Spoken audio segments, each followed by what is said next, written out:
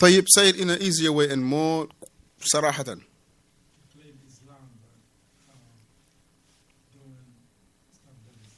It's very close to it. Very good. Very good. That they were Muslim. They were Muslim. They were Muslim. Allah He say, وَكَفَرُوا, they disbelieve بَعْدَ إِسْلَامِهِمْ, that they were Muslim. They were Muslim before they say this word. Prior of them saying that word, Allah testified that they were Muslim. But after saying this word, وَلَقَدْ قَالُوا, they have indeed said كَلِمَةَ الْكُفْرِ, statement of disbelief. Right? They say a statement of disbelief.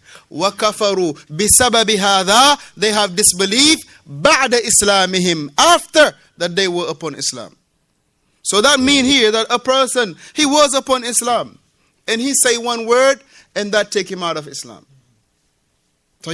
So therefore, it is not for us to say, okay, I'm Muslim, that's it, it's granted, I'm going to die with it. La. We much watch of what we say. Because here, these are people that they were upon what? They were upon Islam. They were Muslims. They were Muslim. Allah testified that they were Muslim. That they were Muslim, but they say word. That was a word of disbelief. And by way of that, they become what? They become disbelievers. وَقَالَ تَعَالَى فِي الَّذِينَ قَالُوا, and this is a little long statement here that is dealing with the topic that is mu'ayyan. But the Shaykh hafidhahullah, and we save that for next week, he mentioned that Allah subhanahu wa ta'ala, وَقَالَ تَعَالَى فِي الَّذِينَ قَالُوا, Allah jalla wa yarhamukallah, Allah subhanahu wa ta'ala, he mentioned, in regard to those who say, مَا رَأَيْنَا مِثْلُ قُرَّائِنَا هَؤُلَاءِ, we have never seen. Qurra at first. Qurra has two meanings. The meaning in this time and the meaning at the first time. Qurra is someone that reads. You say fulanun qari. At the time of the Sahaba, that means he was a scholar. But a qari today can be somebody that reads but doesn't know what he's reading. You understand? A qari.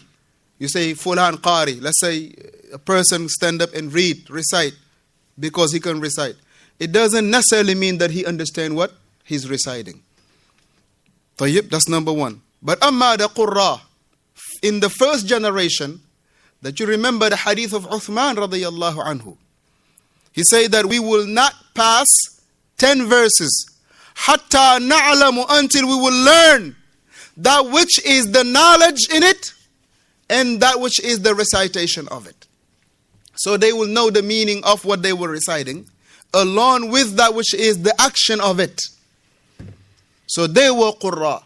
Qurra meaning that they were the knowledgeable people at that time. But when you say the qurra today here at our time, then they those who can read. They can recite, that's it.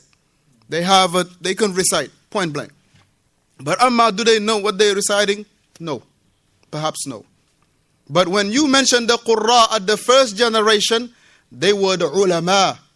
They were the ulama because they will not pass 10 verses, except that they will learn the knowledge and the action in it before moving on to the 10 verses.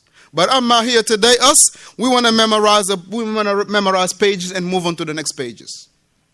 So they say, ma ra'ayna, we haven't seen. Mithlu qurra'ina ha'ula'i. We haven't seen the likes of these scholars, these reciters. But who was them at the time? The Prophet and the Sahaba. Akdhabu al-sinan, that they are the worst of the liars. They will lie like no tomorrow. Wa arghabu butunan, and they were the greediest one, meaning all their concern was their belly, to eat. That's all they could do. They will lie and they will eat. Their concern is this. Wa ajnabu inda liqa, and they were the cowardice one when they will meet their enemies. And they were the most of the coward one when they will meet the enemies. So this is the three description that they have described the Sahaba and the Messenger sallallahu alaihi wasallam. Number one, that they were liars. Number two, that they were arghabu butun, and they were people that all they concentrate upon was what? Their belly. That they were people that were greedy. All they care about eating. And the number 4 was that they were coward when they will meet the enemy. This is what these people, they say about the Prophet sallallahu alaihi wasallam and the Sahaba. He mentioned, Shaykh Hafidhullah mentioned, يَعْنُونَ Rasulullah sallallahu alaihi wasallam wa ashabi, meaning that they wanted to, this was who they were pointing out, the Prophet sallallahu alaihi wasallam and the Sahaba. But right on the statement, Allah subhanahu wa ta'ala revealed their statement to the messenger, and reveal a verse right after it. What was the verse that was revealed? And what was behind the qissa? Inshallah, when we come back next week, we will be reading, inshallah ta'ala, from this.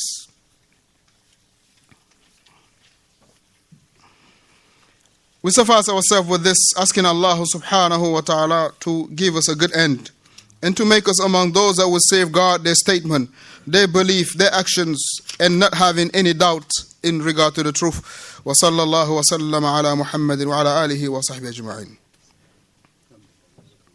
If there was any mistake, please rectify it. May Allah subhanahu wa ta'ala rectify in your affairs. And if there is any something to read better or to understand better, inshallah ta'ala we concentrate on it. So the four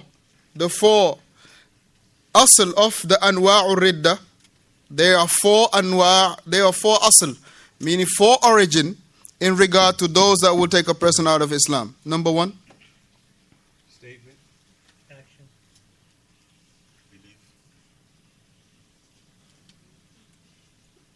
doubts. And there are 5 things that Islam came to preserve.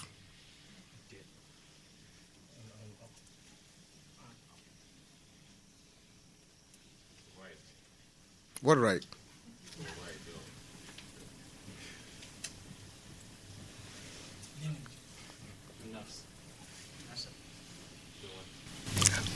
Wealth. Sallallahu wa sallam ala Muhammad wa ala alihi wa sallam ajma'in.